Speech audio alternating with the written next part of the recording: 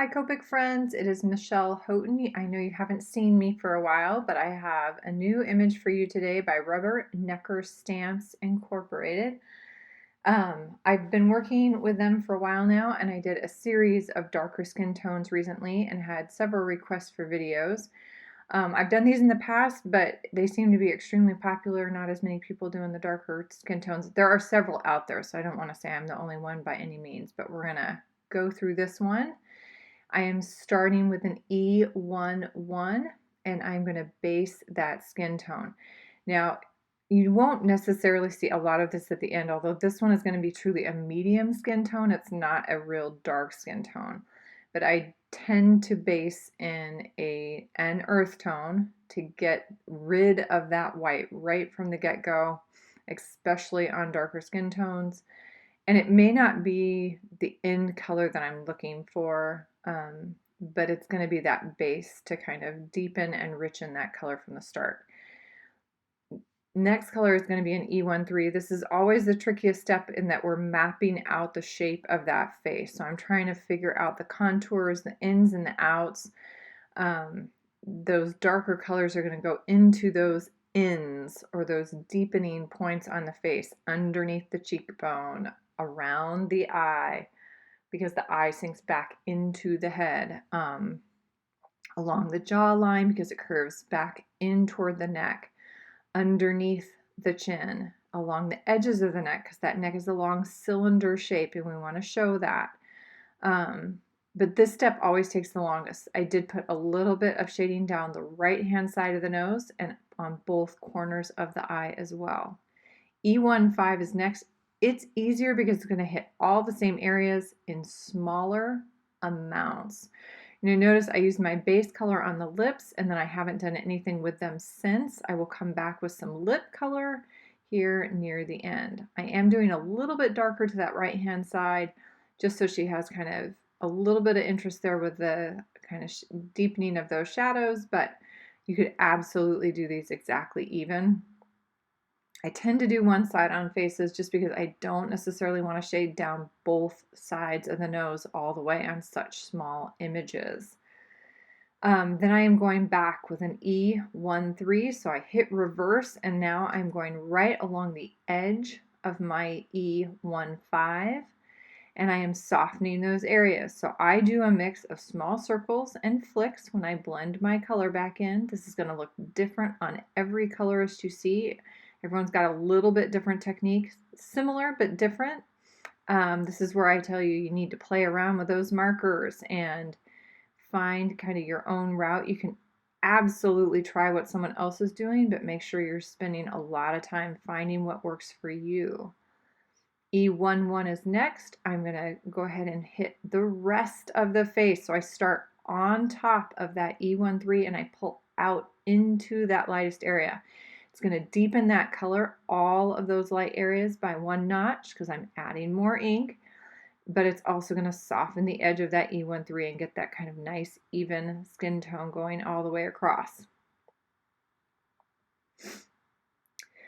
One of the things you're going to notice is I do not have my normal recording equipment here with me, so the sound is going to be a little wonky, and I apologize for that. It is what I am working with for the summer, so bear with me.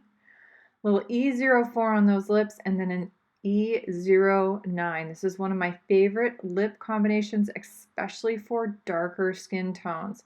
Gives a beautiful, deep, rosy red that looks like it has a little touch of lipstick, but still a little more natural, and that's kind of my thing anyway. I'm using a YR24 on the irises of the eyes, and then I'm also going to use an E25. It takes me a second to find it. And I use that E25 at the very top, so right under that, like below that top eyelid, and it comes down partway down the iris, and that's it. I don't really need any blending. That area is so small. I'm going to use those same eye colors on that jewel on her necklace. I just thought it was kind of fun, maybe a topaz type gem. Because the pupil of the eye didn't get super dark with my stamping, and that is me. That is not a stamp issue. That is a Michelle issue. I'm going to use a little 0.3 multi-liner, Copic multi-liner to get those nice and rich black. After I finish the image, I will also bring back that white highlight. Before I start the hair, I am going to deepen some of the shadows on her face. So I am using a BV23, a blue violet, and I'm going to go into those deepest shadow areas. There is not much of this color, and a lot of times I can let this truly just sit on top. For this particular image, I decided to soften that a little bit, so I went back to the earth tone that it's sitting on top of, which is that E15, my darkest of the skin tones, and I'm going right on top of that BV23. You're going to see it gets even darker and richer as I do that, but it still has that blue-violet undertone. And then I soften it again with the E13.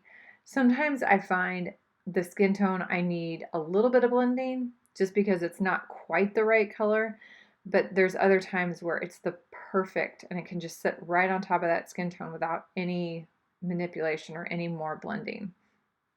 This time it needed a touch. Then I'm going to use a BV20 to hit the highlight areas on her hair. You could fill it in at this point, and a lot of times I will, but for this one, I'm truly just hitting the highlights, and part of that was finding the waves in her hair. So notice what I did with that BV20 is I hit the areas that are bumping out and away from her face. And that's going to help me remember where's the dark, where's the light. The light is going to be where it goes away from her head. The dark is where it comes into her head. So starting at the part, I'm going to start with my darkest gray, which is a C9 in this case. And because she has all these waves, I am going to keep flipping her around. She's going to have to turn upside down and on her side several times so I can get into all those little curves.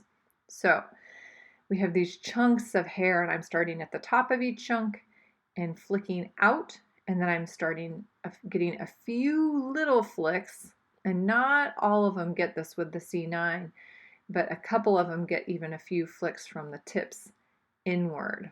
And I come over the other side, again working into those deepest portions, the portions that are waving closest into her head. So think about it gets darker as it goes into her, lighter as it comes out away from her, because it's catching the light out there.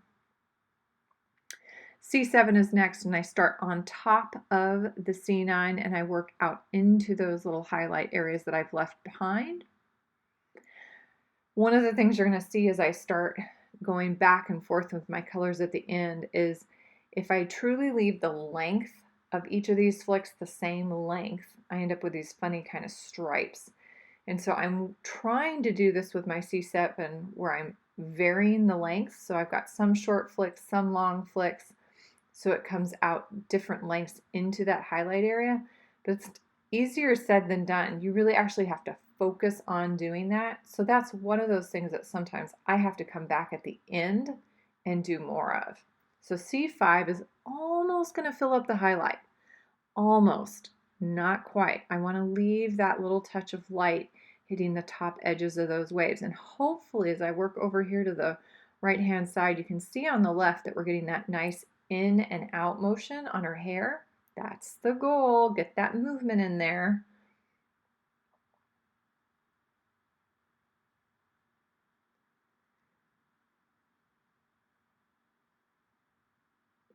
And then I am going to play a little bit back and forth with those colors. So I am going to come back in with some C7, and this is where I'm like, ooh, I've got some bands going here. I need to cross into that highlight a little bit more, and not in a regular way, not like every single stroke, but like every third, and then a second, and then a fourth. So varying the lengths so you have that variation that would happen in a natural head of hair. And remember, I like textured hair. Not everybody does. And so this is a personal style choice of mine to leave all of this texture. And some of it's going to disappear here with my last step. But you definitely don't have to leave this much texture. If it is like, oh, this does not look good to me, then you're going to need to find a different technique, and that is perfectly okay. I'm showing you how I prefer hair.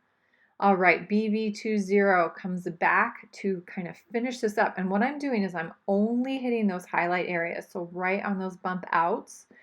And I'm going back and forth with the very tip of my marker in some of those little highlight streaks. It does two things. It lightens up those highlights again, but it also softens the edges of some of that texture, kind of melts it down so that you don't have as much of that really streaky looking texture. It actually softens it just enough, at least for me. So you can take a look at that and give that a try if you would like. All right, I want to give one big thank you again to Rubbernecker Stamps for letting me share one of their images, and I'll be continuing to do that over the next couple months. Thank you, thank you. And as always, thank you, ladies and gentlemen, for stopping by and checking out Copic in the Craft Room. If you haven't recently, check my blog at scrapweaver.com for the latest classes. I am going to be teaching this fall. So if you have any questions, please ask, and have a happy, colorful day.